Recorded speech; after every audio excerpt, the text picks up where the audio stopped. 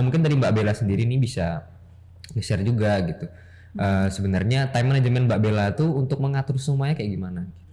Oke, kalau misalnya dari aku sendiri, time management yang aku bangun adalah dengan membuat kayak semacam Google Calendar, atau enggak dulu kayak aku punya buku journal yang misalnya kayak hari Senin aku ngapain. Jadi itu semuanya harus diklasifikasikan misalnya, tapi kita harus terus tentuin skala prioritas kita kayak gitu sih kalau misalnya dari aku. Dan apa ya?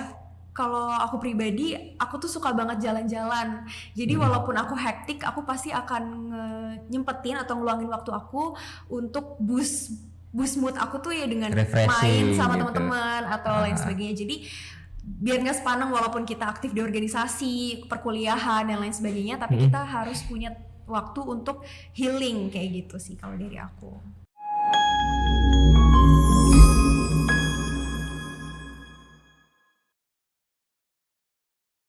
Assalamualaikum warahmatullahi wabarakatuh. Halo warga digital, kembali lagi bersama Sabi Podcast, sharing asik bareng IPIF. Nah, pada kesempatan kali ini bersama saya, Barik Ariba, yang mana akan membawakan tema tentang mahasiswa berprestasi.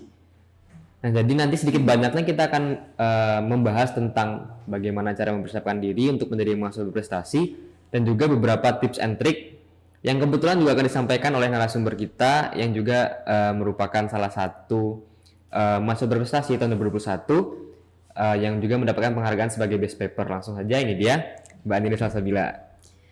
Halo teman-teman semua, perkenalkan aku Adinda Salsabila. Aku mahasiswa semester 6 angkatan 2019 di IPIF gitu. Oke, apa aja Mbak? Lagi sibuk apa aja nih Mbak? Nggak ada sih, aku lagi slow aja. Oh gitu. Iya. Nah jadi gini Mbak, kita kan membahas tentang mahasiswa berprestasi ya, dan juga Mbak Bella juga udah pernah punya pengalaman lah di sana. Nah jadi mungkin Mbak Bella bisa nge-share mungkin ya, mungkin cerita pengalaman aja sedikit banyaknya nanti. Eh Mungkin aku tanya aja deh Mbak ya beberapa. Ini ada juga nih beberapa pertanyaan. Nah jadi mungkin yang pertama eh persiapan Mbak, terkait persiapan. Jadi sebelum ataupun ketika kita mengikuti masa berprestasi ini, uh, kita tuh harus nyiapin apa aja sih gitu persiapannya, mulai dari fisik, mental mungkin atau mungkin gimana, bisa cerita Mbak? Oke, mungkin aku jelasin dulu secara lebih luas kali ya. Jadi untuk menjadi mahasiswa berprestasi itu kita harus ikut pemilihan. Nah, nama pemilihannya adalah Pilmapres atau pemilihan mahasiswa berprestasi. Nah, kalau di UMI itu sendiri, Pilmapres itu dibagi menjadi dua bagian dua seleksi. Yang pertama adalah seleksi tahap fakultas dan yang kedua adalah seleksi tahap universitas. Nah, apa aja sih hal-hal yang sekiranya bisa kita siapkan nih dalam seleksi tahap fakultas? Nah, kalau periode aku itu pertama kita harus siapin capaian unggulan. Nah, apa sih capaian unggulan itu? Capaian unggulan adalah berkas-berkas yang sekiranya kita perlukan, kita masukin di dalam suatu form yang kayak misalnya Barik pernah ikut lomba apa aja nih dari semester 1 hingga semester 6 misalnya, atau pernah ikut organisasi-organisasi apa aja. Nah, itu adalah persiapan pertama adalah mengisi capaian unggulan.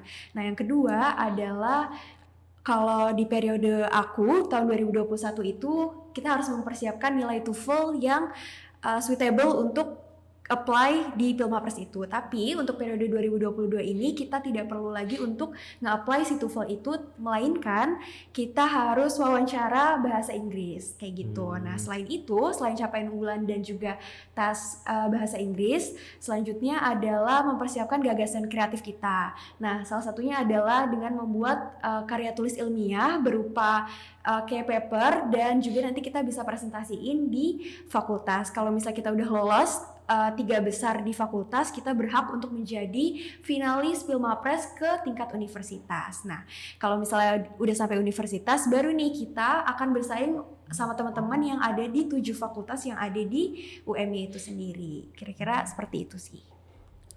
Banyak banget berarti Mbak disiapin Mbak ya. Lumayan banyak. Nah jadi dengan sekian banyak tadi tuh Mbak, beberapa ada yang udah Mbak siapkan juga kan itu. Nah mungkin Mbak Bel bisa ceritain tuh bagian paling lama tuh dalam mempersiapkan apa, atau mungkin Mbak Bella cuma mempersiapkan 3 bulan aja dari sebelum pendaftaran Mapres, atau malah udah nyiapin dari jauh-jauh hari gitu.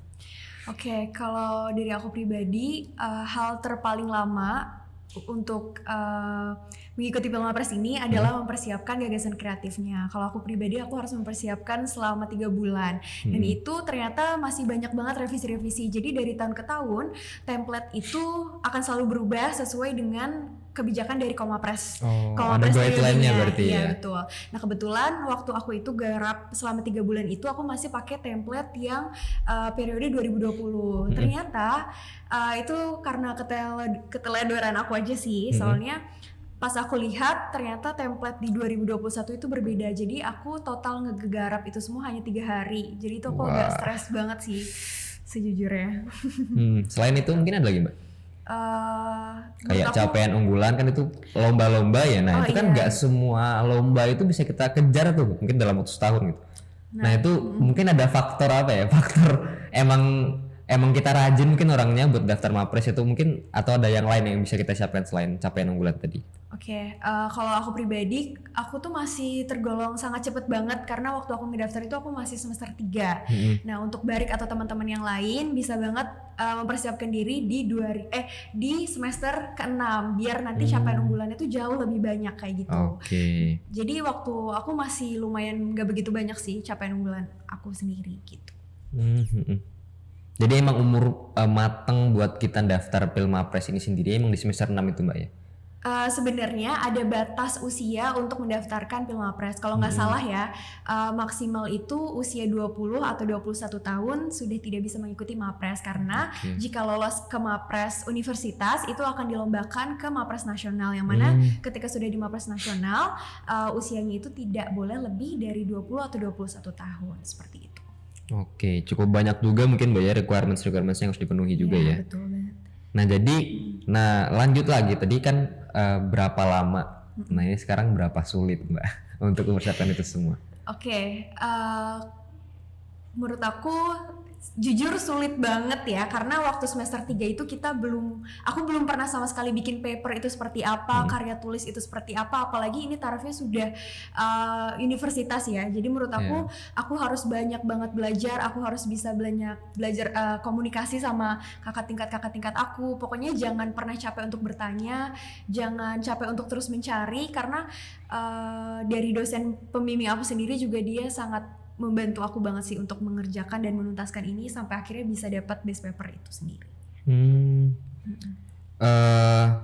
Nah sebelum kita bahas lebih jauh lagi nih Mbak terkait Mapres, tadi Mbak Bella juga udah nyampaikan tips and triknya apa aja tuh untuk bagian-bagian tersulit tadi gitu kan, beberapa. Nah mungkin secara lebih rinci lagi tips and triknya ada apa aja Mbak? Mungkin dari Mbak Bella nih punya resep tersendiri, mungkin bisa sampaikan teman-teman. Oke, kalau misalnya dari aku pribadi, tips and trick untuk mempersiapkan Pilmapres ini adalah yang pertama dari gagasan kreatif dulu kali ya.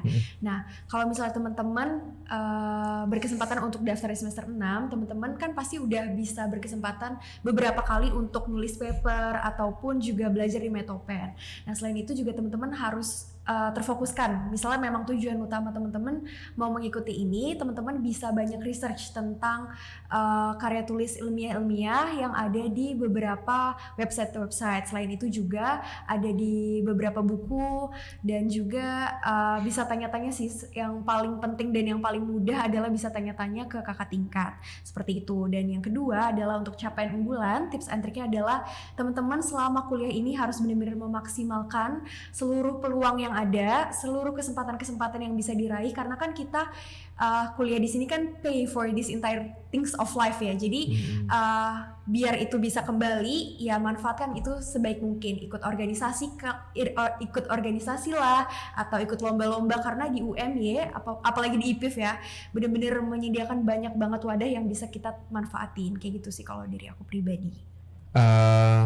Iya, berarti itu resep dari Mbak Bella ya terkait tips and trick dan juga bagaimana cara-cara yang enak lah untuk kita mengikuti dan juga mendaftar menjadi Pilmapres gitu. Teman-teman mungkin bisa catat itu baik-baik ya. Terus juga kenapa Mbak sebenarnya yang menarik dari Mapresnya apa sih, benefitnya mungkin, dan kenapa kita harus mendaftar Pilmapres ini? Benefitnya buat balik ke kita tuh apa gitu? Oke, kalau misalnya untuk aku sendiri, aku tuh anaknya lumayan berambisi banget untuk mengikuti segala hal yang tadi aku udah pernah bilang. Iya. Kalau misalnya aku pengen banget manfaatin segala kesempatan ataupun peluang-peluang yang pernah aku raih. Nah, pertamanya aku sebenarnya lihat dari kakak tingkat aku yang sebelumnya, yaitu juga dari IPIF, anak IPIF juga Mas Ganjar, yang sangat menginspirasi aku banget untuk jadi Mapres. Nah, sebenarnya itu cuma simple things of life aja sih. Kalau misalnya aku pengen punya suatu capaian ketika aku sudah ada di college life untuk bisa jadi mahasiswa berprestasi itu sendiri. Nah, selain itu another goals of mahasiswa berprestasi juga bisa kayak misalnya kita sudah mengumpulkan banyak banget nih jerih payah kita terkait apa aja nih hal-hal yang sudah pernah kita dapetin di kuliahan ini bisa diapresiasikan dengan mengumpulkan semuanya itu di Pilmapres itu sendiri. Gitu sih kalau dari aku. Oh, tadi benefit ya? Iya, benefit dari selain Mapres. itu, benefit dari menjadi mahasiswa berprestasi adalah yang pertama, aku bisa ngedapetin lingkungan yang gak pernah aku dapetin sebelumnya. Salah satunya adalah lingkungan mahasiswa-mahasiswa yang berprestasi dari 7 fakultas yang ada di UMY. Ada dari FPB, ada dari FEB, dan lain sebagainya lah. Pokoknya menurut aku lingkungan yang gak pernah bisa aku dapetin adalah ketika aku sudah menjadi Mapres. Dan yang kedua adalah menjadi mahasiswa berprestasi adalah kita bisa ngedapetin banyak privilege di kampus, juga dapat relasi yang sangat luar biasa banget sih kayak gitu kalau dari aku. Iya, emang bener sih Mbak, lingkungan tuh emang sangat berpengaruh ya. Betul. Untuk pengembangan diri kita juga gitu. Terus nah, untuk mendaftar tadi Mbak Bella kan juga udah cerita kita harus ya sebagai mahasiswa gitu ya, kita juga harus aktif lah gitu. Di organisasi, aktif ikut lomba, di kegiatan apapun itu di kampus. Nah, tapi permasalahan yang ditemukan oleh mahasiswa itu adalah time management, Mbak. Kebanyakan kita aktif, kita aktif di kelas, kita aktif ikut lomba, aktif organisasi, tapi tidurnya kurang. Jadi kesehatan tuh jadi apa ya? Terkadang di dalam orang-orang yang seperti itu menjadi di nomor 2 kan, yang mana itu nggak bagus kan gitu, Mbak. Nah, mungkin dari Mbak Bella sendiri nih bisa share juga gitu. Sebenarnya time management Mbak Bella tuh untuk mengatur semuanya kayak gimana? Oke, kalau misalnya dari aku sendiri, time management yang aku bangun adalah dengan membuat kayak semacam Google Calendar, atau enggak dulu kayak aku punya buku journal yang misalnya kayak hari Senin aku ngapain. Jadi itu semuanya harus diklasifikasikan misalnya, tapi kita harus terus tentuin skala prioritas kita kayak gitu sih kalau misalnya dari aku. Dan kalau aku pribadi, aku tuh suka banget jalan-jalan. Jadi walaupun aku hektik, aku pasti akan nyempetin atau ngeluangin waktu aku untuk boost mood aku tuh ya dengan main sama gitu, teman-teman atau lain sebagainya. Jadi biar nggak sepaneng walaupun kita aktif di organisasi, perkuliahan dan lain sebagainya, tapi kita harus punya waktu untuk healing kayak gitu sih kalau dari aku. Oke. Iya itu sih Mbak, permasalahan paling besar kan sebenarnya itu tuh. Betul. Terkadang kita udah gimana, kita udah nyiapin nih, aku mau ikut ini gitu. Tapi kadang pasti ada satu hal yang kita korbankan gitu. Kalau nggak di nilai ntar anjlok, kalau nggak ya kita ikut semuanya, kesehatan kita yang menurun. Nah itu tuh yang sebenarnya buruk gitu. Gitu. Terus ini Mbak, motivasi terbesar Mbak Bella, ya kita tahu itu semua berat gitu. Untuk time management yang bagus, mendapatkan prestasi, menjadi salah satu finalis Pilmapres juga gitu, dan mendapatkan IPK yang bagus, itu suatu yang berat Mbak gitu. Itu butuh apa ya? Butuh suatu hal yang bisa yang mendorong kita gitu. Nah, mungkin Mbak Bella punya motivasi itu tuh apa sih Mbak sebenarnya, yang terbesar tuh apa gitu? Oke, kalau misalnya ini mungkin juga aku bukan salah satu orang yang bisa menjawab ini dengan sangat baik ya, karena aku juga masih banyak banget kurangnya. Kalau misalnya dari aku adalah motivasi terbesar aku adalah untuk nuntasin semua goals yang aku mau sih, atau yang aku capai, karena kan kita hidup kan pasti ada tujuan kecilnya kayak gitu kan. Jadi menurut aku adalah salah satunya adalah checklist semua harapan kecil itu sih. Kalau dari aku kayak gitu. Ekspektasi kayak gitu. Jadi kadang kan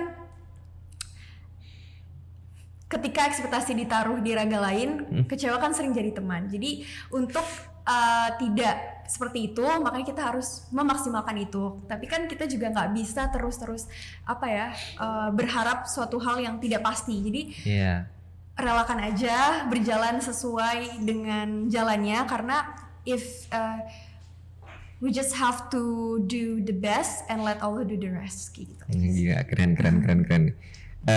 Itu teman-teman. Jadi yang emang harus dicatat yaitu kita juga harus punya ekspektasi, kita juga harus punya goals, kita juga harus punya mimpi-mimpi.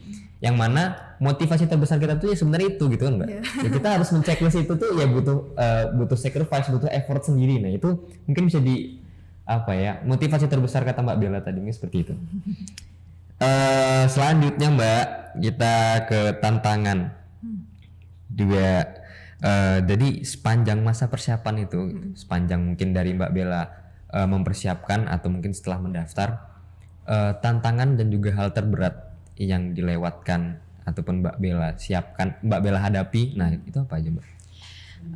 Sebenarnya tantangan terbesarnya adalah jenuh sih sebenarnya. Jenuh, capek, pusing dan penat. Kadang tuh kalau misalnya kita ngerasa lagi di pressure, aku ngerasa semua orang tuh jadi tidak berpihak atau semesta tuh jadi nggak berpihak pada aku. Betul. Gitu.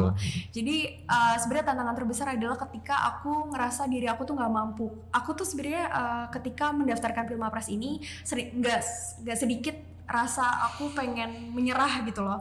Sebenarnya ini bukan suatu hal yang harus ditiru sih, cuma ini yang aku alami. Aku beberapa kali juga sering nangis-nangis waktu nulis paper kayak gitu. Tapi dari sacrifice itu tuh benar-benar bisa jadi cerita dan bisa menjadi suatu hal yang membanggakan ketika kita benar-benar berusaha di jalan yang memang kita inginkan. Seperti itu sih kalau dari aku. Ya intinya jangan banyak ngeluh sih Mbak. Iya, jangan banyak ngeluh, realisasikan aja semuanya gitu. Betul gitu.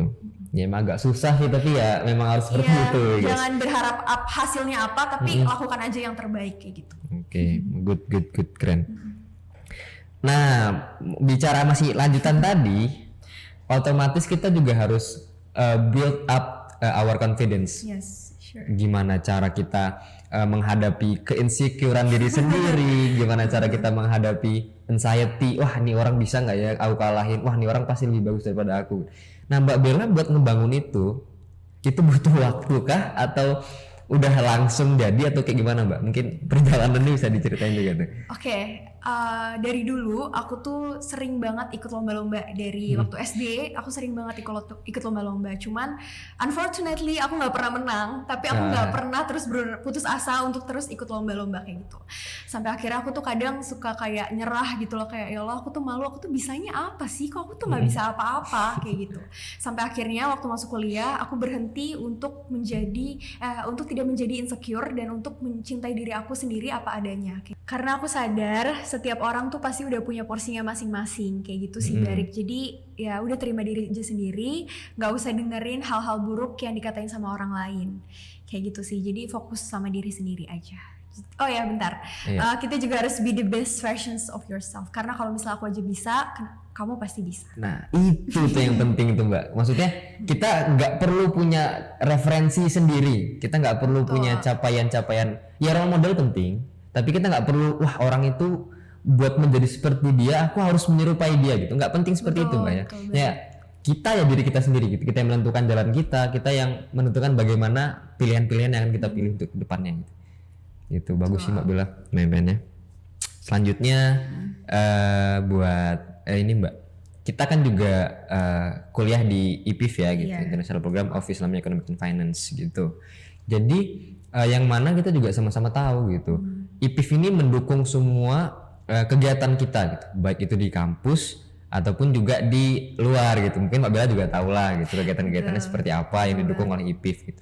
Nah jadi kita ambil satu contoh kegiatan Filmapres ini Mbak, yang mana Mbak Bella juga udah pernah ikutin.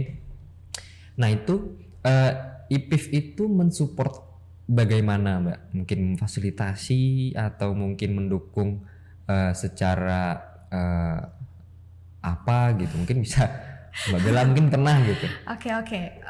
Kalau dari aku atau mungkin dari teman-teman aku semua juga, selama 6 semester aku kuliah di sini, khususnya di IPIF tuh benar-benar mendorong setiap mahasiswanya untuk selalu untuk selalu berproses dan mendapatkan hal-hal yang mungkin nggak pernah bisa kita dapetin di program studi lain ataupun dimanapun itu, karena yang aku yakini bahwa di IPIF itu sendiri kita selalu didukung mau di dalam kampus ataupun di luar kampus.